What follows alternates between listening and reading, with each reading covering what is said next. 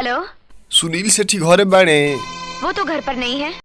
अहन तो कह दिहे ओकरा माल पूजवा के अब की नया साल में ग्रीटिंग कार्ड हम दे। तू जहाँ देवे कोशिश कैलस तो ओकर को हाथ तू दे।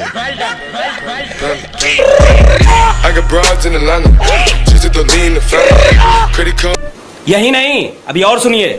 सुनील भैया क्या हुआ? कलुआ फोन कर ले हुए कहता कि तारा माल पूजवा के ग्रीटिंग कार्ड हम दे आ कहता तारा के तू दे बता तार को हाथ तोड़ दे। कलुआ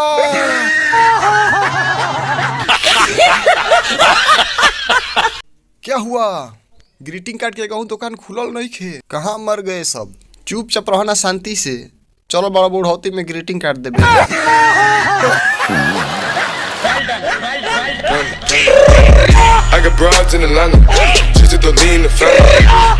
भाई लो यदि वीडियो अच्छा लगल हो तनियो मनी तो चैनल के सब्सक्राइब कर दलो आ घंटा दबा दलो ताकि आवे वाला वीडियो के हर एक नोटिफिकेशन सबसे पहले आप तक पहुंच सके।